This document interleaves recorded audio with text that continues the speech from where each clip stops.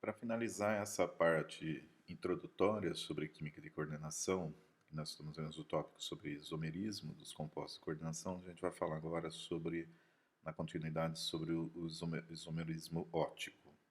Então, o isômero óptico, né, são aquelas moléculas ou grupos moleculares.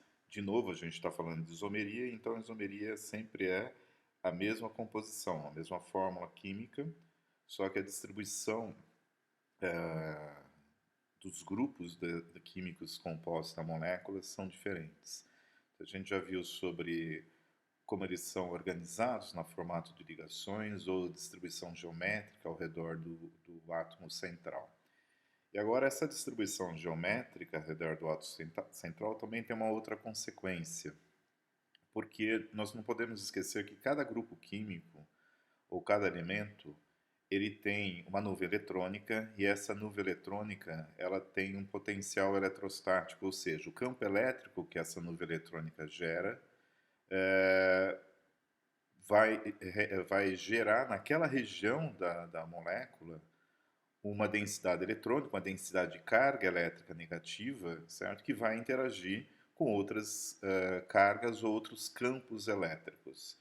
Então, especificamente, né, no isomerismo óptico, a interação dessa distribuição espacial dessas cargas, ela é assimétrica, ou seja, ela não tem a molécula não tem as mesmas densidades eletrônicas ou intensidade de campo eletrostático, densidade de campo distribuídas uniformemente ao redor de um átomo central. Então, essa assimetria desses campos elétricos, ou dessas nuvens eletrônicas que geram esses campos elétricos, elas vão gerar propriedades, ou elas vão ser a fonte, a origem das propriedades de interação dessas moléculas com o campo elétrico da luz, por exemplo. Então, nós temos que ver que isso nasce da composição e da geometria também, certo? Das moléculas ou grupos moleculares. Nós já vimos isso anteriormente no curso, quando nós vimos como que essa distribuição dessas nuvens eletrônicas, desses campos elétricos, levam à polaridade, levam à interação intermolecular. Então, a interação com a luz também é importante, porque ela define que tipo de comprimento de onda, não só isso, mas também como que esses comprimentos de ondas ou essa onda eletromagnética, nós vamos falar sobre o ponto de vista da física clássica aqui, não usando fótons, mas onda eletromagnética para facilitar a interação. Como que ela, quando interage com essas moléculas, o que acontece com ela, com as propriedades da própria onda eletromagnética. Então, no caso especificamente de isomerismo óptico, né, a luz, aqui levando em conta, eu estou usando a palavra luz, mas subentende-se onda eletromagnética, tem alterado a orientação de propagação do vetor do campo elétrico da luz, da onda eletromagnética. A gente tem que lembrar que uma onda eletromagnética, na física clássica, ela é representada como uma oscilação do campo elétrico e do campo magnético. Então, essa oscilação, isso daqui, certo, está se propagando no espaço, aqui no caso, nessa direção, e a intensidade e a direção desses campos, elas são representadas por vetores, por essas setinhas. Então, aqui nessa animação, você está vendo a variação dos vetores. Então, o vetor campo elétrico, que é o E, né, ele está oscilando na posição vertical, porque essa é a oscilação representada nesse campo. E a 90 graus dele, deslocado também, 90 graus em relação a ele, está a oscilação do campo magnético. Por isso chama-se onda, porque tem uma oscilação periódica eletromagnética. Ok? Então, o que interessa para nós é a interação desse campo elétrico aqui com o campo elétrico gerado pelas nuvens eletrônicas. Ok? Se você pensar assim, veja, é um campo elétrico, ele tem uma orientação. Nesse caso, a ponta da seta está mostrando qual que é a orientação dele em cada instante de oscilação aqui. O campo magnético também pode interagir com o momento de spin magnético do elétron, mas a interação é muito mais fraca. Então, o mais importante é a interação do campo elétrico da luz com os elétrons ou as nuvens eletrônicas especificamente dessas moléculas. Então considere o seguinte: se você tem uma molécula, um átomo, que estou representando aqui como esse círculo preenchido, e esse círculo tem a nuvem eletrônica, a hora que essa molécula ou esse átomo está interagindo com a onda eletromagnética, o que acontece é, eu tenho um campo elétrico aqui, certo? Depende do sinal do campo elétrico. Se esse campo elétrico for negativo, por exemplo, o que vai acontecer? Os elétrons vão se deslocar, a nuvem eletrônica que estava sobreposta a esse círculo vermelho aqui, eles vão se deslocar para longe do campo magnético. Então, enquanto o campo magnético vai apontando para cá, a nuvem eletrônica deforma e vai para o outro lado. Quando o campo magnético inverte, que a gente já viu aqui, acontece ao contrário. Então, conforme essa onda está passando pelo espaço onde tem essa molécula, há uma oscilação da nuvem eletrônica e daquele campo elétrico que a nuvem gera também. Então, isso só acontece porque está tendo interação entre a onda eletromagnética, especificamente entre o campo elétrico da onda eletromagnética, com o campo elétrico gerado pela nuvem eletrônica, porque o elétron tem carga, os elétrons têm carga. Então, quando uma onda eletromagnética atravessa uma molécula, interage com uma molécula, com um átomo, com um cátion, com um ânion, qualquer espécie atômica ou conjunto de espécies atômicas, você vai ter essa interação e essa oscilação. Então, lembra, a gente viu o conceito de polarizabilidade, né? Essa polarizabilidade da nuvem eletrônica para classificar como duro ou mole dos ácidos e bases de Pearson, ela foi utilizada em termos de você ter aproximação de outras nuvens eletrônicas, mas ela também serve, aqui no caso a polarizabilidade, para interpretar essa variação ou essa interação com onda eletromagnética. Então, aquelas átomos ou moléculas que têm a nuvem eletrônica mais facilmente polarizável quando se aproxima de outro átomo ou molécula, elas também vão ser mais deformadas se elas interagirem com onda eletromagnética, com o campo elétrico especificamente. Então, quando eu falo da distribuição das nuvens eletrônicas ao redor de um átomo central ou de um átomo da molécula, se ela for simétrica, essa interação ela é homogênea, ela é igual ou simétrica em toda a molécula. Agora, se ela for assimétrica, aí tem consequências. Então, por exemplo, se pegarmos essa daqui, a distribuição de potencial eletrostático, e imagine, eu visualize isso como uma distribuição do campo elétrico, mais ou menos. Quanto mais vermelho, mais intenso, quanto mais azul, menos intenso, certo? Então, quando nós observamos o metano, a distribuição do campo elétrico ou da intensidade do campo elétrico ao redor do átomo central do carbono, ela é homogênea, ela é simétrica, certo?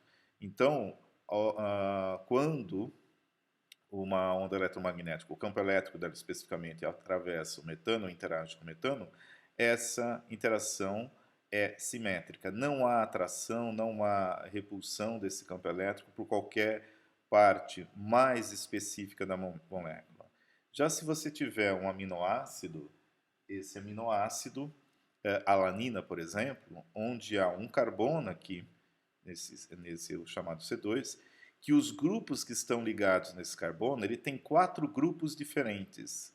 Não é como o metano que é um CH4. O carbono tem 4 hidrogênios ligados, distribuídos simetricamente ao redor dele.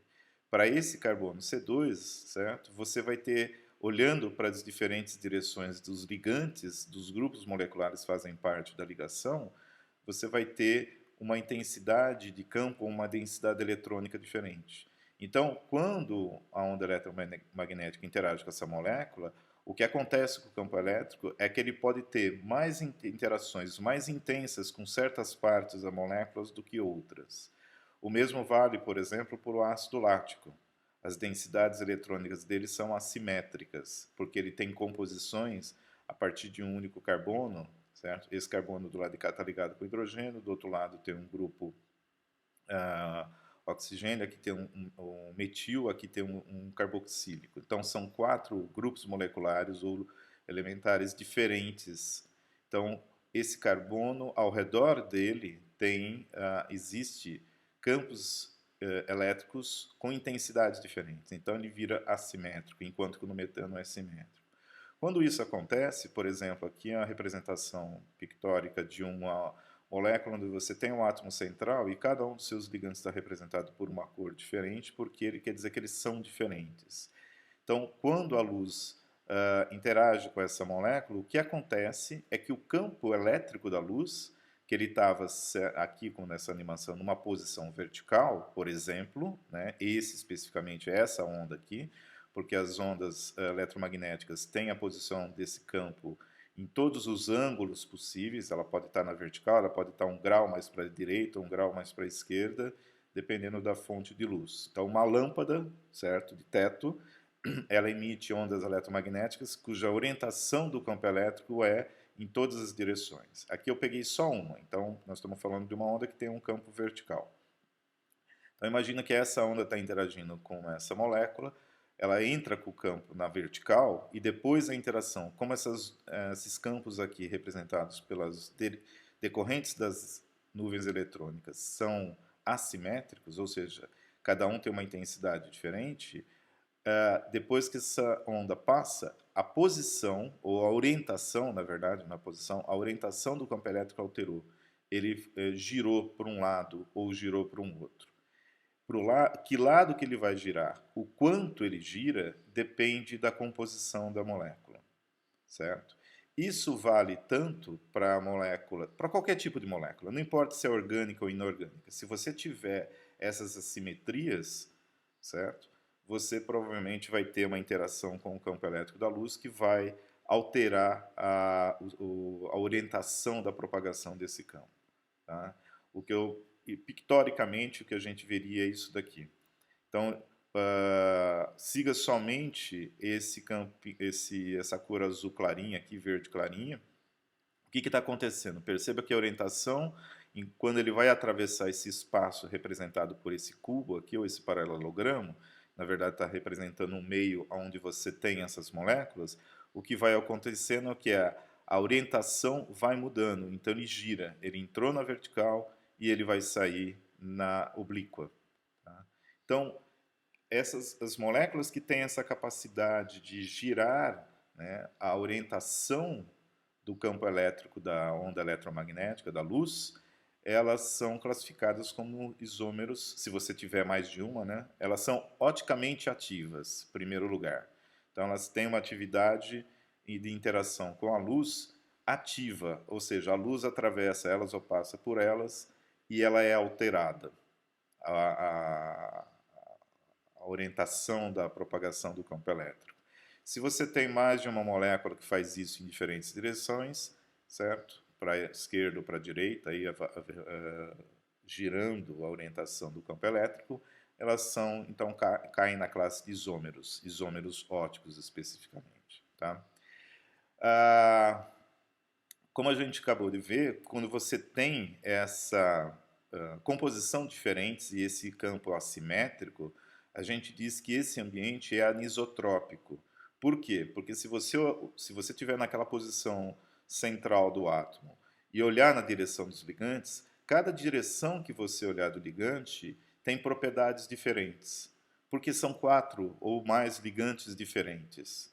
Então, se você olha para a posição de um ligante, ele vai ter um campo elétrico, vai ter uma propriedade física diferente do que quando você olha para as outras direções. Então, se você olhar para cada direção e você medir ou visualizar algo diferente das outras, você está num ambiente chamado anisotrópico. Também, na química orgânica, principalmente, é chamado de ambiente quiral. Tá? O ambiente quiral, ele não é específico de moléculas, ele não é exclusivo da área de química. Você vai encontrar essa ideia de anisotropia em materiais, no ambiente que a gente vive. Então, a mudança principalmente é de propriedades físicas e depende da direção de observação. Então, aqui a gente tem uma microscopia de uma estrutura de uma madeira. Então, perceba que você tem a madeira, ela é composta por fibras. Essas fibras estão orientadas aqui nessa foto na direção vertical. E aqui dentro que você tem são orifícios, certo? Então, É como se fosse um monte de tubos orientados verticalmente. Então, se você aplicar uma força nesse sentido na madeira, certo? Ela tem um comportamento diferente do que você aplicar nesse sentido. E para você perceber isso, tem uma maneira simples. Pega uma folha de papel, enrola ela no formato de um tubo, coloca ela de pé, certo, em contato com a mesa ou com uma superfície e pressiona ela no sentido longitudinal, de cima para baixo. Então você vai ver, se você pressionar no sentido das extremidades do tubo formado, ela tem uma resistência mecânica. Agora, se você segurar com uma mão a extremidade do tubo e com a outra você pressionar bem no meio, certo, no sentido de uh, horizontal, você vai ver que esse tubo dobra. Então ele tem uma resistência mecânica maior na direção vertical do que na direção horizontal. Então nós dizemos que isso daí é um ambiente anisotrópico. Dependendo da direção, a propriedade, no caso a resistência mecânica, muda. Cristais líquidos também têm essa propriedade, que são os utilizados justamente na tela de LCDs, que são utilizados em computadores, TVs e celulares. Então, para cada direção que você olha dentro de uma solução ou um recipiente com um volume de cristal líquido, as propriedades de interação com a luz são diferentes. A gente está vendo aqui na foto, perceba que as interações, as cores aqui estão variando justamente porque a luz está saindo em direções diferentes, ou sendo refletida em direções diferentes. O próprio universo é representado pela o que eles chamam de fundo de micro-ondas, né? A radiação de fundo de micro-ondas, que é uma foto tirada a partir da Terra, uma foto assim, é uma foto porque ela usa ondas eletromagnéticas e você está olhando na região do micro-ondas, que é a, a radiação mais antiga que tem no universo. Em termos de propagação, ainda desde o começo do universo, ela está se propagando. Então, se você olhar em todas as direções, você vai ver que ela não é uniforme, ela é anisotrópica. Então, é essa a ideia de anisotropia que a gente tem que aplicar para uma molécula. Então, como eu havia falado do exemplo do metano, se você usar o carbono como referência, em qualquer direção que você observe ou meça uma propriedade, você vai encontrar o mesmo resultado, porque a composição ou o campo elétrico aqui é igual, porque são todas as compostos são iguais. Já se você pegar, por exemplo, o ácido lático, né, esse carbono ele tá num ambiente que para ele é anisotrópico, ou quiral, chamado também carbono quiral. Então perceba, se você medir nessa direção, você tem um grupo aqui carboxílico, que você tem um campo elétrico e propriedades eletrônicas diferentes do que você medir nessa direção, que é um hidrogênio, ou um OH ou um metil. Então esse daqui vai ter interação, né? O ácido lático ele tem um isômero óptico e um desses isômeros ele desvia o campo elétrico da luz para um lado e o outro isômero desvia para o lado oposto, certo? Então, nesse caso, por isso, o metano não é uma molécula opticamente ativa e o ácido lático é uma molécula opticamente ativa. Isso é importante porque quiralidade, né, ou anisotropia, ela é utilizada em sistemas biológicos para selecionar moléculas. Então, isômeros principalmente, porque um vai ser ativo e outro não. Então, no caso, isso pode ser tanto para moléculas sintetizadas no próprio sistema biológico, quanto moléculas exógenas, por exemplo, fármacos. Aqui a gente tem um exemplo do sítio ativo de uma enzima, onde ela recebe a molécula de epinefrina, certo? Então você tem epinefrina sintetizada do próprio sistema biológico, essa é a conformação, e essa daqui é a conformação de uma epinefrina sintética. Então perceba que a orientação dessa molécula, a hora que ela vai se encaixar no sítio ativo da molécula, aqui você tem os deltas representados, de certo modo, você pode pensar em termos de potencial elétrico, ela vai interagir com esses potenciais aqui e ela se encaixa certinho e dispara o processo biológico. É reconhecido e essa interação tem uma consequência lá. Já no caso da sintética, elas são isômeros, certo? E são isômeros óticos. Se você tentar encaixar esse isômero aqui, esse daqui gira para o lado direito, esse daqui gira para o lado esquerdo. Daqui a pouco a gente vê como que nós classificamos isso. Se você tentar encaixar esse mesmo molécula aqui, ele não bate. Onde era para ter esse grupo com amina aqui, você vai ter um OH, uma hidroxila, e vice-versa. Esse pode bater, mas esse daqui não bate. Então, nesse caso, a epinefrina sintética ela não funciona nesse sistema biológico. Então, na hora da síntese, você tem que sintetizar ela como sendo essa estrutura aqui, essa distribuição espacial das moléculas. E para isso você tem que caracterizar.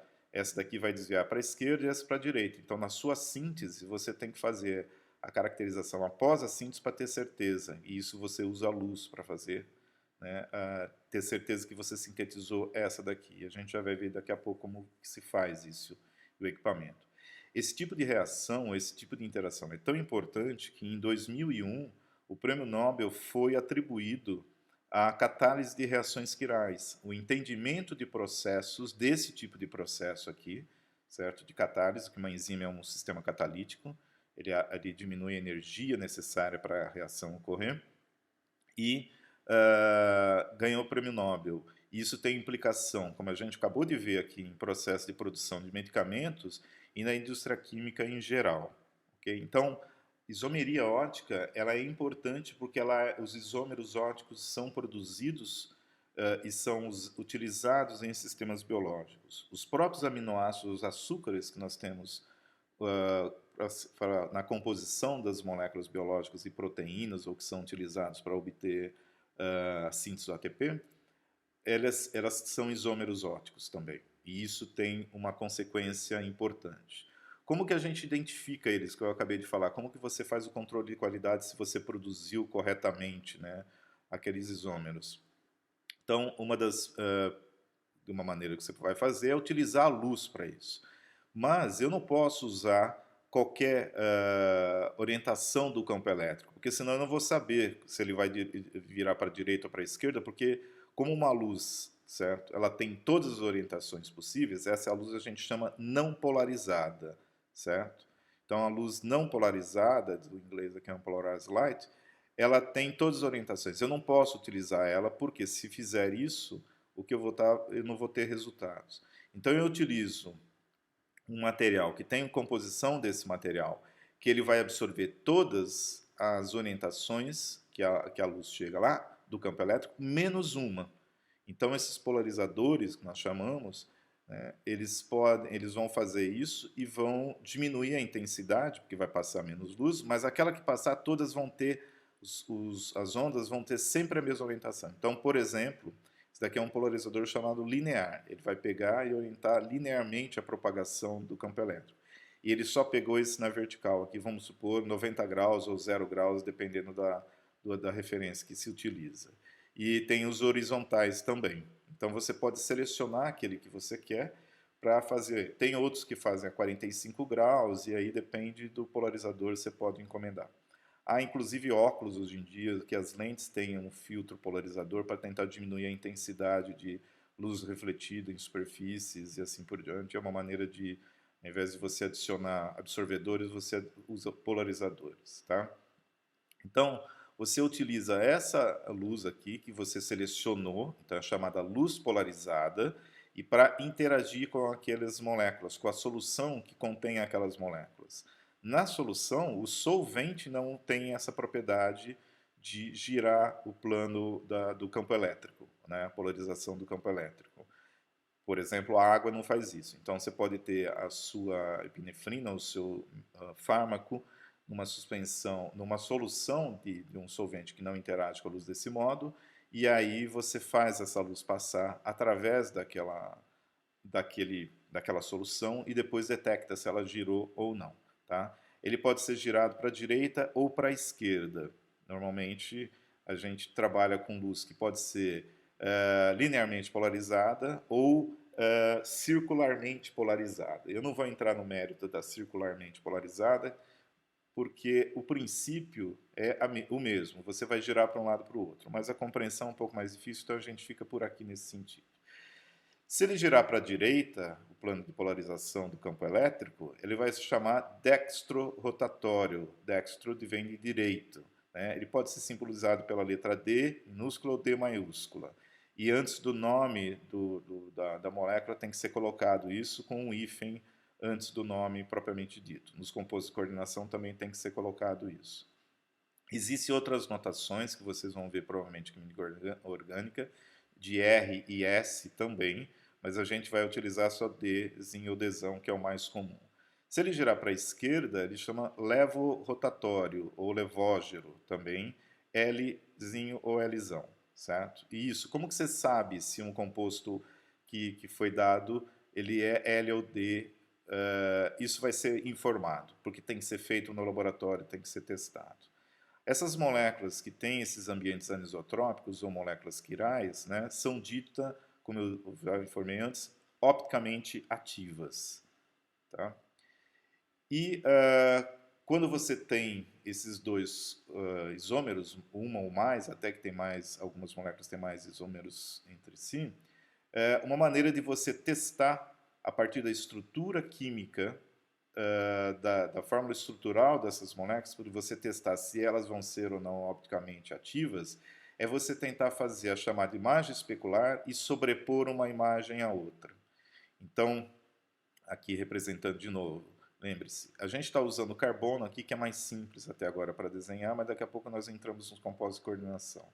Então, esse carbono tem 4 ligantes diferentes, então ele está num ambiente assimétrico em termos de campo elétrico.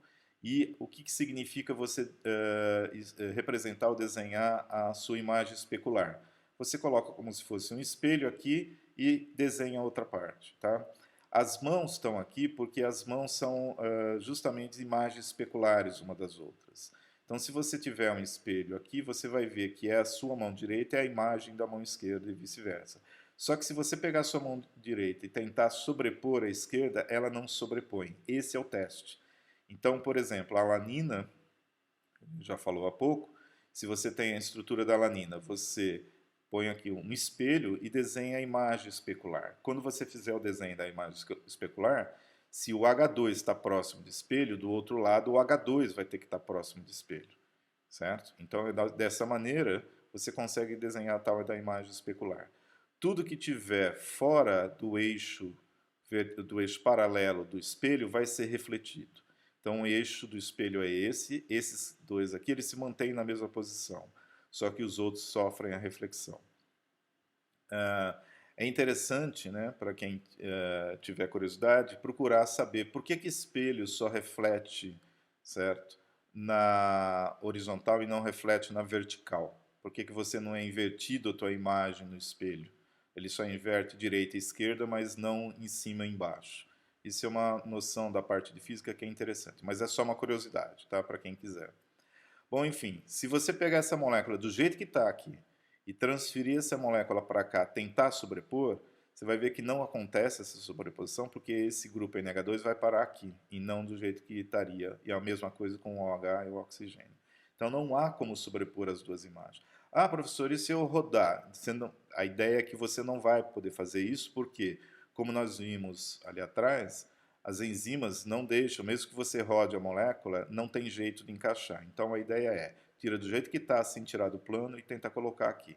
Não funciona, não elas são opticamente ativas. Se houver a sobreposição, certo? Como no caso, imagina um metano aqui, a hora que você passar para lá, para passar para o outro lado, vai estar sobreposto. Isso significa, então, que ela é opticamente ativa, e são isômeros óticos. Isômeros óticos, o par do isômero ótico é chamado enantiômero, ou, no caso, enantiômeros. E a diferença entre as propriedades físicas e químicas são muito pequenas. Então é difícil quimicamente você separar um isômero ótico um do outro, certo?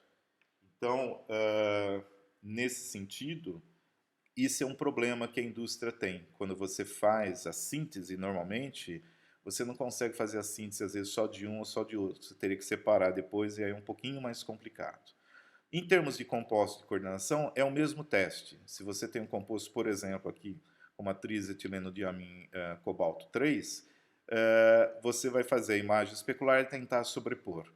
Ok? Então, Se elas não forem superponíveis, eles estão em ambiente assimétrico ou anisotrópico, são chamados compostos quirais. Eles também são classificados como quirais, tá? Os compostos quirais mais importantes, que a gente vai ver mais para frente, ou que vocês vão ver também nos sistemas biológicos, são as enzimas, que seja elas com ou sem íons metálicos. Então, na verdade, a isômeros ou os enantiômeros foi uma maneira do sistema da evolução, né, e seleção natural encontrar para ser realmente seletiva só para aquele tipo de molécula ser reconhecido. Então, o reconhecimento molecular, na área de reconhecimento molecular, também isomeria ótica é importante. Vamos ver como desenhar, como fazer esse teste, né, de fazer a imagem especular de um composto de coordenação, especificamente. Então, vamos fazer justamente um de geometria octaédrica, que é um dos mais elaborados. Vamos pegar esse exemplo que nós acabamos de ver. Então, primeira coisa, você tem que desenhar, ou você tem que esquematizar, a fórmula estrutural em 3D. Para isso, nesse caso de um octaédro, você vai ter que desenhar o plano, né, equatorial, representar ele, um plano, um quadrado, em 3D numa folha de papel, que é um sistema 2D. Então, para isso, uma dica, você pode saber desenhar, então você não precisa disso, mas vou dar uma dica para quem normalmente tem dificuldade. Primeira coisa, desenhe uma reta oblíqua, certo? Ah, quanto oblíqua? 45 graus, um pouco mais, um pouco menos, depende, você vai acostumar isso daí. Logo em seguida, coloca agora conecta uma reta aqui que é paralela, olha, aqui nesse caso, a extremidade, uma das extremidades da folha que você está desenhando, a tela aqui. Posto isso, você já tem parte do seu quadrado. O que você vai fazer? Vai desenhar agora uma outra reta paralela a essa, com a mesma inclinação, e depois você fecha o quadrado com outra paralela aqui. Isso, na prática, você vai fazer e, obviamente, se você usar a régua fica mais fácil. O importante é o seguinte, quando for desenhar, você mede, né, meça o comprimento que você desenhou dessa e reproduza nessas daqui, todas. Com isso você consegue fazer um quadrado, um plano que seja bem simétrico. Posteriormente a isso, então, o que a gente tem que fazer? Começar a colocar os elementos agora desse composto. Coloca o átomo central, no caso do cobalto, e a partir daí faltam duas ligações. Veja, a etileno-diamina tem 3 aqui, mas ela é bidentada. Então ela precisa de 6, ele vai ter 6 ligações coordenadas. Então, coloca o axial para cima, né, e depois o para baixo. Essas duas retas aqui têm o mesmo comprimento, só que para facilitar a visualização como sendo um objeto 3D, nós não representamos essa parte que seria esse plano aqui, fica opaco a ela, tá? Então só o que está aqui da parte de cima dá para ver, então encurta nesse sentido aqui. E aí nós começamos a colocar a etilena-diamina, por ser bidentada, nós representamos ela dessa maneira como desenhamos. São os átomos de nitrogênio que vão fazer a doação de par de elétrons e isso daqui representa o resto da molécula, certo? Então veja, eu tenho que fazer a ligação agora nas outras mais 2 moléculas de etilena-diamina para fazer a ligação, e são ligantes bidentados. Então eu vou fazer nesse outro aqui e depois no plano equatorial aqui da molécula. Pronto, a gente tem a representação. Como é um íon, nós temos que colocar os colchetes e a carga do lado de fora, tá ok? E se não fosse um íon, aí você não precisava fazer isso daqui. Basicamente fica só essa representação. Aí eu preciso fazer o quê? A ideia aqui é fazer a imagem especular, ou seja, a refletida no espelho e depois tentar sobrepor. Então, desenho o plano como se fosse do espelho, com uma linha pontilhada, ou pode ser contínua, mas a ideia pontilhada fica mais evidente. E vou fazer agora do outro lado. Então, veja, de novo, tem que ser o seguinte, se esse nitrogênio está perto do espelho, ou esse vértice desse plano aqui está perto do espelho, do lado de cá é esse vértice que vai ter que estar lá. Então, faça do mesmo modo, construa a sua linha agora oblíqua, mas esse vértice vai ter que estar mais próximo do espelho. Por quê? Porque é esse que está aqui próximo e vai fazer a imagem. Mesma coisa, de uma linha com o mesmo comprimento, né, paralelo à parte superior da página, onde você estiver desenhando. Faça ela e depois coloca as outras duas do mesmo modo. né? Insira o átomo central com as suas representações das ligações axiais. E aí, o que, que você vai fazer? Hora que colocar o ligante, então vai ter que ser um nitrogênio aqui e outro aqui em cima, mas a molécula tem que ir lá do lado de cá, porque está mais próximo do espelho. Tá legal? Então aí fica a imagem especular. A mesma coisa, essa ligação aqui, ela está mais longe do espelho. Então você não vai colocar aqui, que está próximo do espelho. Esse é o espelho. Tá? Tem que ser do lado de cá. Então coloca você do lado de lá. E por último, essa última. Essa daqui, a ligação ou a molécula está orientada próximo do espelho. Então ela tem que ser feita do mesmo jeito. E aí finaliza com o colchetes e a chaves. O colchetes e a carga. O colchetes e a carga, eles não são refletidos. Então eles só estão mostrando ali que é um composto de coordenação, é um íon complexo. Tá ok? Então, agora eu tenho a imagem especular. O que, que eu preciso fazer agora? Pegar essa molécula, tirar ela daqui e pôr em cima daquela para ver se eu consigo refletir. Vamos fazer aqui fora, certo? Para poder facilitar aqui, não precisar misturar muito. Então perceba, essa imagem especular, elas foram representadas aqui. Se eu pegar essa molécula e colocar em cima dessa outra, ela tem que bater exatamente as ligações e a continuidade das moléculas aqui tem que bater exatamente uma sobre a outra. Então, obviamente, não batem, certo? Então perceba que não bate uma em cima da outra, e com isso eu concluo que isso daqui é um par enantiomérico, ou são isômeros óticos, né? Então a trisetileno diamim cobalto 3+, ela é um isômero ótico, são pares de isômero óticos. Então veja, essa é a representação correta, tá legal? É essa que vai ser aceita, e mais uma. Se você desenhar desse jeito ou desse jeito, qualquer um dos compostos de coordenação são considerados errados, certo? Porque aqui você não está dando orientação das ligações no espaço. E isso é importante em termos de você entender, inclusive, a isomeria propriamente dita e fazer o teste. Então, esse tipo de desenho ou desse não vai ser aceito, certo? Nem nas avaliações e nem em nenhum lugar você vai ver desse jeito. Uma outra maneira de você desenhar ou de você esquematizar que é aceita é a chamada projeção ou notação de cunha e traço, que é bastante usado em química orgânica. Essa pode ser aceita. Na cunha e traço, só para adiantar, a cunha é essa estrutura aqui e o traço é essa daqui, certo? Eles têm essa representação cuneiforme ou de um triângulo. Quando você faz a cunha, ela está dizendo que está na orientação no sentido do observador, fora do plano, e essa está para a parte de trás do plano, da frente do plano e de trás. Essa daqui vai ser aceita também. Então, essas não, essa daqui ou essa daqui para fazer os testes, ok? Então, é desse modo que nós fazemos esses testes. Como que nós detectamos, né, ou quantificamos quantos isômeros óticos nós temos numa solução? Ou como que se faz a medida do ângulo, se eles são isômeros óticos ou não. Nós usamos uma técnica chamada polarimetria. Essa técnica aqui ela serve para molécula orgânica ou para compostos de coordenação também, qualquer uma delas, ok? Então você tem uma fonte de luz, que ela tem o plano de polarizado da luz, o campo elétrico em todos os ângulos. Nós usamos um filtro polarizador para selecionar só um, nesse caso aqui selecionamos uma polarização vertical, e linear. Aqui é o recipiente onde nós colocamos a solução da nossa molécula, que a gente quer saber se ela é oticamente ativa ou não, se tem uma mistura dela ou não, quanto tem de um e do outro. E o solvente não pode ser oticamente ativo. E do lado de cá um detector, certo? Um polarizador que vai analisar também o quanto o campo elétrico da luz foi mudado, ou quanto que ele foi alterado em relação à posição original, que a gente sabe que seria somente vertical. Então você tem um analisador aqui.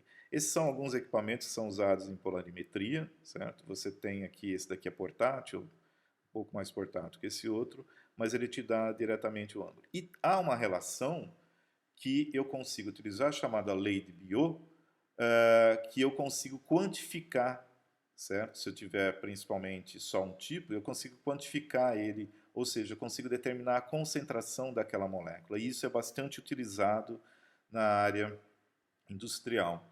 A lei de Biot ela te diz o seguinte: o ângulo, né, que ele de desvio, quanto ele desviou em relação ao ângulo original da luz antes de passar pela amostra, ele vai ser proporcional ou diretamente proporcional à rotação específica, é uma constante isso daqui, que é tabelada, se encontra na literatura, que é a rotação específica da substância, vezes o comprimento do tubo polarimétrico. O tubo polarimétrico é justamente esse recipiente onde você coloca a sua amostra. Ele é constante, para cada equipamento ele é constante, certo? Então você já sabendo o comprimento dele em decímetros, desculpa. Por que em decímetros? Porque a constante é dado em decímetros. E alfa vai ser o ângulo de desvio e C justamente é a concentração da substância em análise, dadas em gramas por centímetro cúbico, e depois você converte em molaridade ou na concentração que você quiser. Então veja, se você tem uma solução de uma substância que é oticamente ativa, eu posso determinar a concentração usando somente um equipamento que trabalha com luz polarizada. Eu não preciso, é na hora, é rapidíssimo, certo? Eu não preciso destruir a amostra, basta eu ter uma solução dela. Eu não preciso de um laboratório químico para isso, eu só preciso preparar a solução, ou seja, diluir, se for o caso, ou tirar ela a amostra do jeito que tiver lá. Então isso é importante. Um gráfico que pode ser feito em função dessa técnica são esses dois gráficos aqui. Então aqui a gente tem uma solução de açúcar e outra uma solução de aminoácido. No caso, a sacarose é uma molécula que tem um carbono lá que ele é oticamente ativo, né? Ele está no ambiente anisotrópico, é quiral, assim como aminoácidos de vários aminoácidos, com exceção da glicina, também tem isso, que é a prolina, no caso. Veja, a água, né? Aqui é a medida desse gráfico vermelho aqui mais claro, da água, que é o solvente, ele não desloca. Ele é usado como referência. Então, minha referência é, se a água não desloca, ela está deixando passar a luz do jeito que saiu do polarizador. Já quando eu faço as medidas dos ângulos, aqui é ângulo e aqui é que eles chamam de iluminação, tá? Relativa. Que é a intensidade, na verdade. Quando eu faço a comparação com a água, perceba que o açúcar deslocou o gráfico para o lado direito. Então, nós sabemos que o açúcar é D, que ele desloca o plano de polarização para a direita. Tá? O quanto ele desloca é proporcional à concentração. Então, veja, se eu medir o ângulo, que é o que eu vou medir, porque esses dois aqui são constantes, quanto maior, né, o ângulo, maior vai ser a concentração. Então, eu determino não só se ele desvia para a direita ou para a esquerda, mas a concentração também. Já dos aminoácidos, o vermelho de novo é a água, e perceba que agora o deslocamento, o gráfico verde, deslocou para a esquerda. Então eu sei que é L e eu consigo determinar a concentração a partir do valor do ângulo em relação à minha referência. Isso é utilizado em indústrias de álcool e açúcar justamente para determinar a concentração de açúcar numa solução. A sacarose, produzida pela cana-de-açúcar, principalmente, ou beterraba, ela desloca e eu tiro a açúcar dado a minha garapa, certo? Eu tiro uma amostra da minha garapa, que o caldo de cana-de-açúcar lá, que depois de extraído, e eu posso determinar quanto tem de açúcar naquele lote, só fazendo uma análise muito rápida desse jeito. Há uma outra maneira de determinar isso também, que é por índice de refração, que eles chamam de Briggs. Esse índice de refração também é uma maneira não destrutiva de interação de luz com a sua molécula para você poder determinar a concentração. Mas no caso da polarimetria é desse modo. Em análise clínica, você também usa para determinar teor de açúcar e proteína, porque a proteína é composta por aminoácidos que deslocam, né, na urina. Então é uma maneira simples e rápida também, e o equipamento não é tão caro quanto outros modos. E eu não preciso de fazer reações químicas para isso. Na indústria de alimentícia, você vai determinar também teores de açúcares em temperos e alimentos, por exemplo, ketchup ou outros molhos, assim por diante. Na indústria farmacêutica, para determinar justamente a concentração de isômeros em fármacos ou em medicamentos. Tá? Quando você prepara o problema, por que para a indústria farmacêutica isso é tão crítico? Quando você prepara uma molécula, certo? por exemplo, de um fármaco, né, que a gente viu lá da epinefrina, ou você vai sintetizar ácido lático que você precisa para fazer ácido polilático, alguma coisa assim, ele não é no sistema biológico, porque no sistema biológico você tem enzimas que são seletivas só para um tipo de isômero. Então, no laboratório, o que acontece, né, o ambiente químico onde é sintetizado, ele não é anisotrópico, ele é isotrópico. Então, ele gera uma mistura de isômeros. E você vai ter, normalmente, o que é o mais comum, 50% de um isômero L e outro 50% de um isômero D. A essa mistura, 50-50, a gente chama de mistura racêmica. Okay? Vocês vão ouvir mais falar disso daí mais para frente no curso, em outros cursos também. Então, essa mistura, como tem 50 de um tentando gerar para um lado e 50 tentando gerar para o outro, eles anulam esse efeito. Então, você não mede nada, eles se cancelam, certo? Os efeitos de girar o campo elétrico, o plano do campo elétrico da luz lá. Então, para separar esses isômeros é o grande problema na indústria química ou na indústria farmacêutica. Como que eu faço para separar isso? Justamente eu teria que colocar essas moléculas em um ambiente quiral, ou seja, que não tem que não seja isotrópico, ele tem que ser anisotrópico, ele tem que ter um certo direcionamento para as reações, e eu tenho que usar reagentes também que tenham essa seletividade. Então eu tenho que pegar esses compostos que eu gerei, essa mistura racêmica, e colocar agora num meio reacional que eu consigo separar os dois. E o meio reacional tem que ser o que a gente chama de quiral, anisotrópico, assim como os reagentes que eu vou introduzir. Para nossa sorte, então, por exemplo, se eu tiver uma mistura racêmica desse composto de coordenação, como que eu faço para separar dentro desse contexto?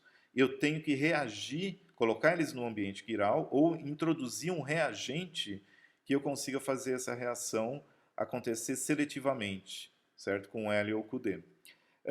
Então, eu tenho uma solução e eu faria uma reação acontecer. Que tipo de reação seria mais interessante em termos industriais ou mesmo de laboratório, qualquer laboratório de menor escala? Eu tenho que separar esses dois, certo? Eu tenho uma solução. Essa solução é uma mistura racêmica. Eu tenho esses dois dissolvidos aqui e eu quero separar um do outro. Então, dá uma pausa agora aí, pensa, que é importante você exercitar isso, como que você separaria esses dois? Que tipo de reação você faria para separar esses dois? Veja que essa reação ela tem que ser economicamente viável, ela tem que ser rápida e os insumos têm que ser baratos para poder fazer essa separação. Posteriormente, você tem que ter um processo simples de recuperar aquele um que você vai separar e separar realmente ele totalmente do outro, não ter contaminação. Então dá uma pausa e pensa aí. De qualquer modo, a ideia é, como eu disse, misturar, ou misturar não, é reagir com compostos que têm essa seletividade. Então você usa a mesma história.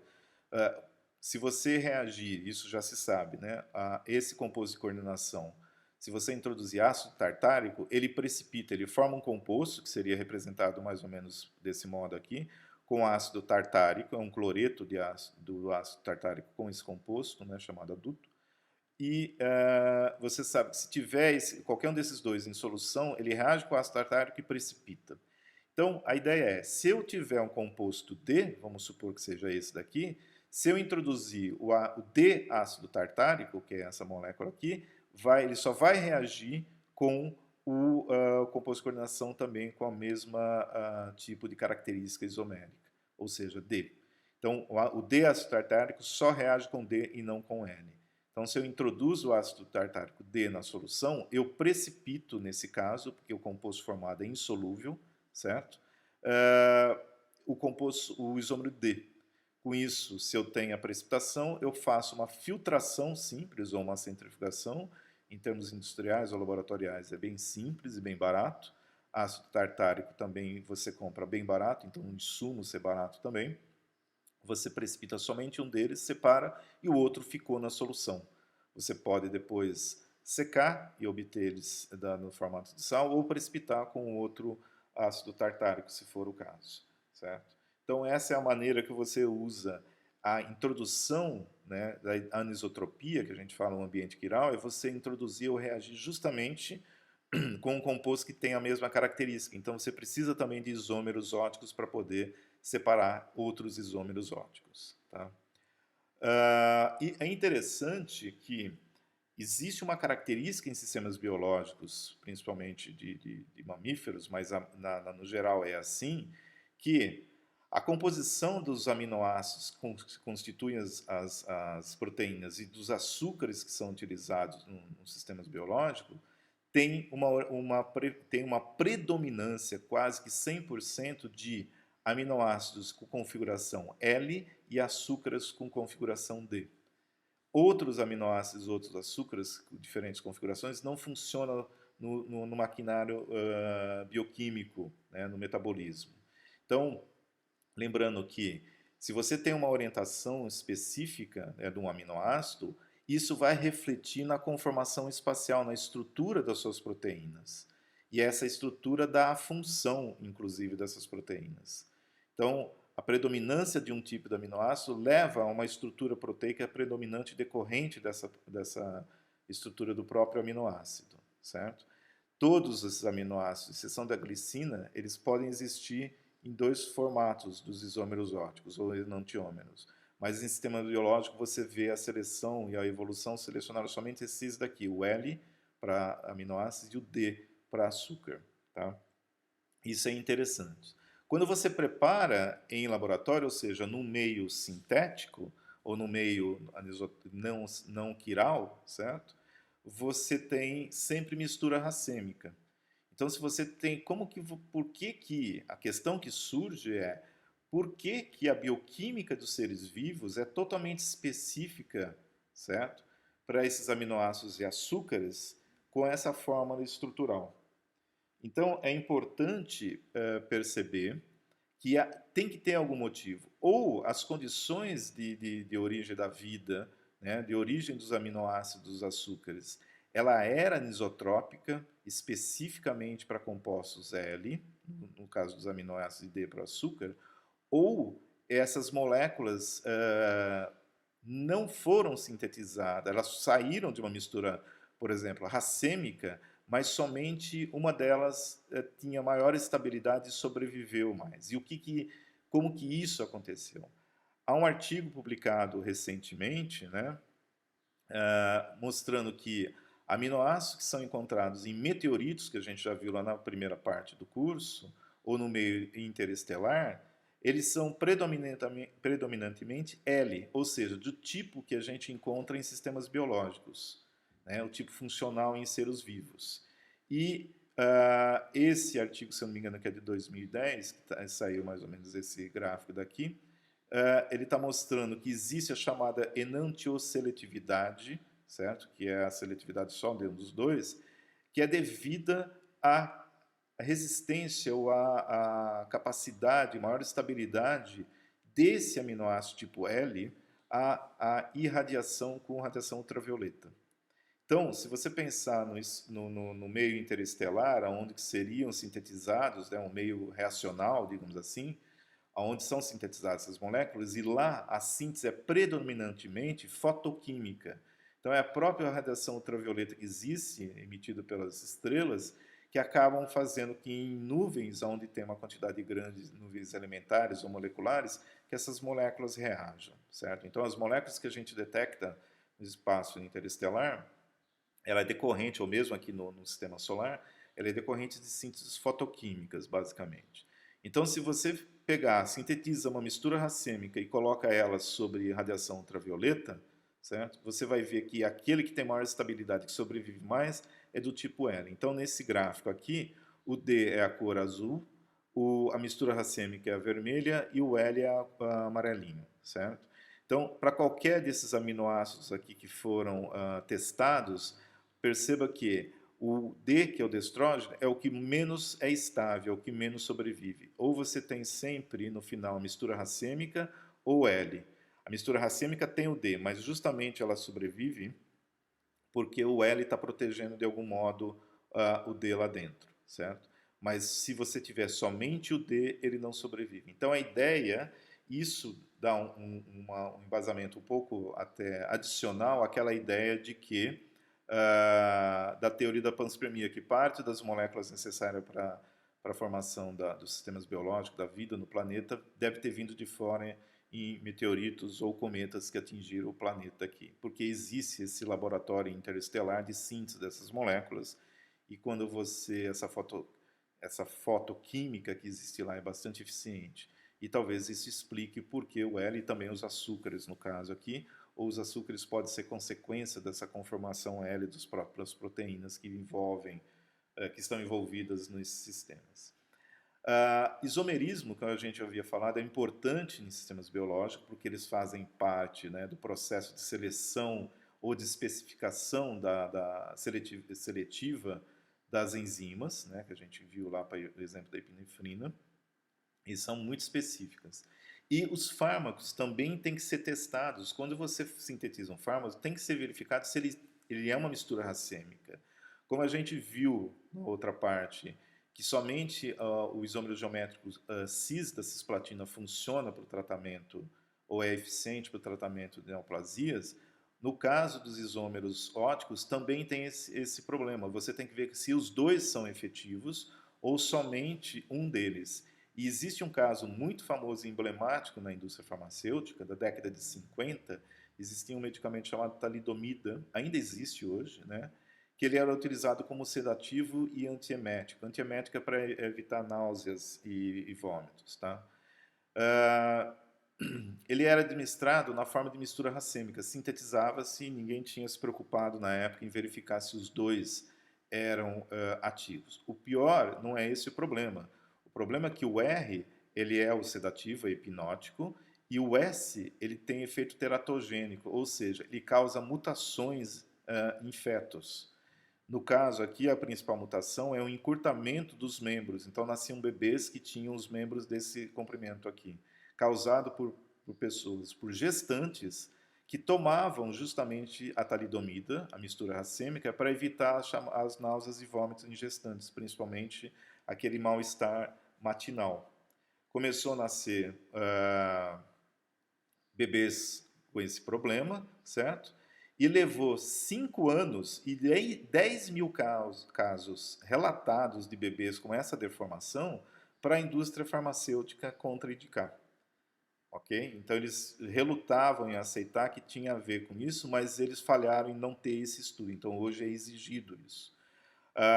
O efeito é tão grave que ainda hoje a talidomida ela é receitada. E se ela for receitada para homens, por exemplo, ele tem que parar de tomar 6 meses antes de tentar engravidar ou ter filhos, tentar ter filhos, engravidar a esposa, lá que seja, para evitar resíduos de talidomida, certo? Ou o efeito desse teratogênico, aí no caso não é o resíduo de talidomida, mas o efeito no corpo dele desse problema, que leva a essa deformação congênita, certo?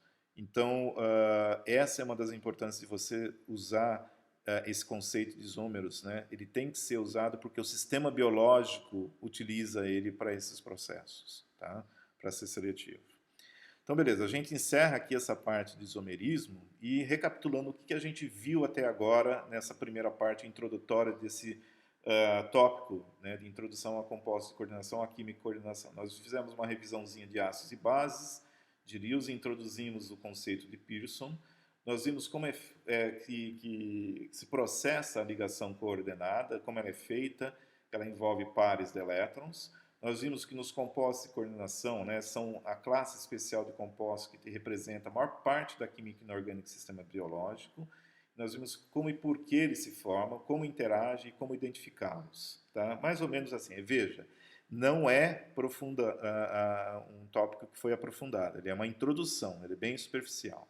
Aí a ideia de agora em diante é usar esses conceitos que nós vimos e tem que estar sedimentado para vocês, para entender como, em escala molecular, né, esses processos biológicos que envolvam a interação com compostos inorgânicos ou que envolvam também, certo, moléculas que são utilizadas como ligantes nesses processos biológicos para formar compostos que tenham metais que formam ligações coordenadas, tá? Então, nós temos que aplicar esses conceitos para compreender agora em escala molecular esses processos biológicos que envolvem esses compostos inorgânicos. E para isso a gente tem que saber duas coisas. Onde tais compostos atuam em sistemas biológicos, que parte da bioquímica deles envolve esses compostos, e quais essas moléculas biológicas interagem ou podem interagir com compostos inorgânicos, certo?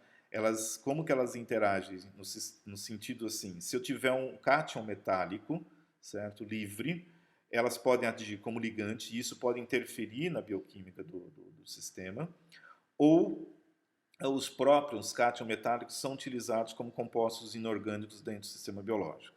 Então onde e quais são esses dois principais.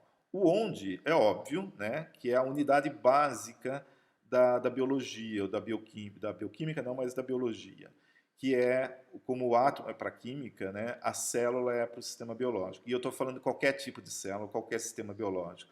Estou falando de uma bactéria, de uma célula vegetal, de um animal, uma individual, como no caso aqui de um sistema de neurônios, certo? Em todas essas células, nós temos moléculas que são comuns. A bactéria usa lipídios, proteínas, célula vegetal, o neurônio também isso, tem cátions metálicos, compostos de coordenação envolvidos aqui em todas as partes da célula. Então, é um sistema complexo que, se você pensar que composto de coordenação ou interação de metais com qualquer molécula, só depende se essa molécula tiver um par de elétrons para doar, você tem um universo de moléculas que podem interagir com metais ou formar compostos de coordenação. Assim como a evolução e a seleção natural também utilizou esse princípio para justamente utilizar compostos de coordenação no funcionamento desses sistemas biológicos. Tá? Em mamíferos, tanto a absorção, transporte e a funcionalidade de metais, que envolvem tanto as moléculas que são compostos de coordenação ou não, elas são definidas como em meio aeróbico, ou seja, tem presença de O2, que tem características oxidantes, certo? Ou tem características também, o O2 molecular também é uma base de Lewis, tá? Então ele é ambíguo nesse sistema, ele pode doar par de elétrons, como ele pode ser oxidante também, depende, tá? Ele gera, né? A molécula não é, mas ele gera o elemento o oxigênio e depois ele é oxidante. Você vai estar em sistemas aquosos, 70% do mamífero é composto por água. Né? Eu estou falando do mamífero, mas você tem que levar em conta também esses parâmetros ambientais em qualquer uma desses sistemas aqui. Na célula vegetal, obviamente, é diferente, da bacteriana também, certo? Ou especificamente para um outro tipo de célula, que não só essa célula. De cada tecido, às vezes, tem uma variação nisso daí. Mas a temperatura nos sistemas biológicos mais importantes para a gente aí é em torno de 36,5 e pH que varia entre 6,8 e 7,6. Então, como que essas moléculas, né, e esses átomos se comportam? Vamos dar uma olhada agora numa animação que foi feita por um pessoal lá numa empresa de Harvard, que é só para ter uma ideia da complexidade que eu estou tentando passar para vocês. A animação, tradução dela, basicamente, do inglês é a célula no interior, a vida no interior de uma célula, certo? E ele exemplifica como que seria o desencadeamento da comunicação de um problema da célula, de um processo inflamatório, por exemplo, ou de invasão de uma célula. Então, nós vamos ver leucócitos, né, viajando na corrente sanguínea, eles interagem com a parede dos vasos sanguíneos e lá do outro lado você tem os tecidos. Como que os tecidos avisam que há um problema com a célula, que inicia um processo inflamatório? É através de sinalização molecular, certo? A ideia, a hora que eu olhar essa animação, preste atenção na quantidade de moléculas, como que se depende da natureza das moléculas e da estrutura molecular. Qualquer coisa que você altere isso daí, certo? Através da interação com cátions metálicos ou desses compostos externos, interfere nesse processo. Então, vamos lá. Então, a complexidade, né, de mamíferos. Aqui a gente tem uma corrente sanguínea e esses caras aqui rolando na sua parede do vaso são leucócitos. Então, ele vai ampliar agora para mostrar que os leucócitos interagem por interação intermolecular com a P-selectina e se eles se interagem por interação intermolecular, veja que a sua parede aqui e tantos cilicotes são cobertos dessas moléculas. Se eles tiverem uma conformação, se as moléculas tiverem uma certa conformação, essa interação não é, né, no sistema de ligação covalente, eles passam direto, senão eles vão para o lado. Agora é a parte interna. Aqui é a parede do outro lado do seu vaso sanguíneo e aqui é o seu tecido. Então perceba que o tecido está conectado direto por essas selectinas, certo? E aqui é a membrana celular. É uma membrana que tem uma certa mobilidade. Isso daqui são jangadas de lipídios, certo? Com parte de molécula para dentro e outra parte para fora da sua membrana, que essas moléculas, no caso, aqui ele está mostrando, veja, uma parte está fora do lado de dentro, a sua membrana bilipídica, que ela tem essa mobilidade, essa elasticidade aqui, justamente por conta de interações intermoleculares, você não tem as ligações covalentes. Aqui do lado de dentro, né, ou no lado de fora ainda, aqui é o seu vaso sanguíneo, aqui é a superfície da célula. Todas isso daqui são representações de proteínas ou glicoproteínas na superfície. Agora a gente vai lá para dentro da célula, e aí ele vai começar a mostrar. Agora é o lado de dentro, essa daqui é a parte de baixo aquelas jangadas de lipídios. Da parte de dentro, você está vendo que é transmembrana, essas estruturas moleculares. Então, todas elas vão ser utilizadas para sinalizar para o lado de fora da célula, certo? Que está havendo um problema naquela região, naquele tecido, tá ok? Essas estruturas aqui são estruturas que, como se fossem andaimes dentro das células, né? Os tetrâmeros de espectrina, que mantêm a integridade do volume da sua célula. Então, olhando agora, se afastando, ele está indo para o interior, e se você estivesse mergulhando dentro da célula, é isso que você veria como se fosse a parte de cima, o teto da célula. Tá? Então, tudo foi eliminado, o solvente aqui, as outras coisas dissolvidas, para mostrar as estruturas principais. Tá? E aí você tem os filamentos de actina, como se fossem os andaimes também, que mantêm o volume da célula, para ela não colapsar, porque justamente a membrana de lipídios é muito mole. Tá? Se você não tivesse essas estruturas aqui mantendo ela sem colapsar, sem desabar, você não conseguiria manter a unidade da sua célula. Aqui é a construção, isso daqui são todos pedaços proteicos, a construção desses filamentos. Então, tudo por interação intermolecular também, e eles vão sendo construídos, pode ser construídos ou destruídos. Tá? Então, essa proteína, por exemplo, vai lá e cliva essa interação, destrói do lado de cá, isso daqui, esses fragmentos são utilizados para construir do outro lugar. Então, esse é um processo ativo, está acontecendo a qualquer momento. Existe também essa parte, esse chamado microtúbulos, vocês vão ver todos esses processos na parte de biologia celular, provavelmente, mas também são túbulos que são usados como estradas, muitas vezes. Aqui ele está mostrando a desconstrução desses microtúbulos, certo? Mas esses são processos. Por que ele constrói e desconstrói? Depende se ele está precisando de um lado ou do outro. Aqui é uma proteína motor, fantástico isso, certo? Carregando uma vesícula cheia de moléculas. E ela literalmente anda do jeito que vocês estão vendo aqui. Interações intermoleculares.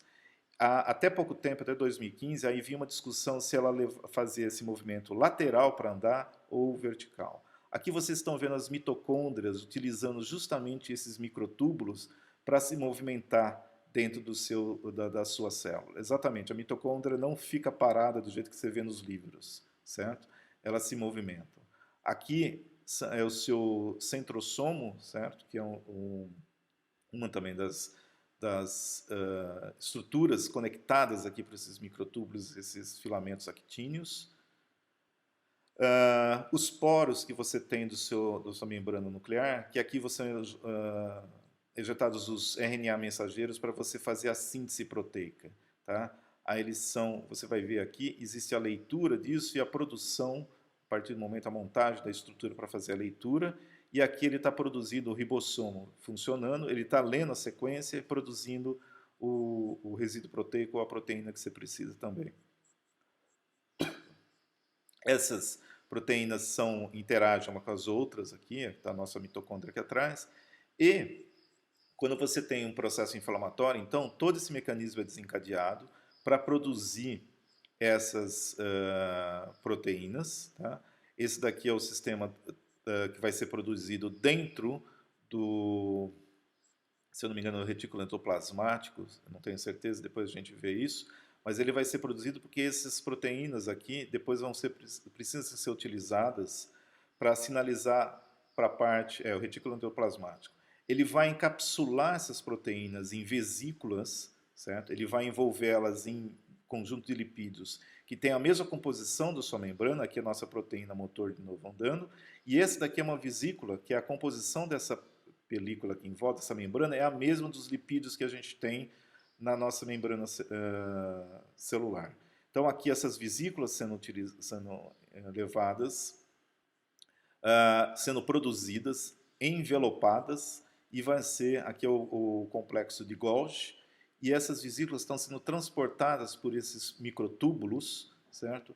Para até lá em cima, aqui é o teto de novo, onde você tem a membrana citoplasmática, tá ok? Então a proteína motor, utilizando o microtúbulo como autoestrada, leva. A hora que essa vesícula chega, ela se funde por afinidade e interação intermolecular com a sua membrana, e todas aquelas moléculas que foram produzidas, as proteínas, agora estão na superfície, certo? Da coisa. Tem a quimoquina. Ela se liga no receptor, essa ligação do receptor modifica estruturalmente, certo?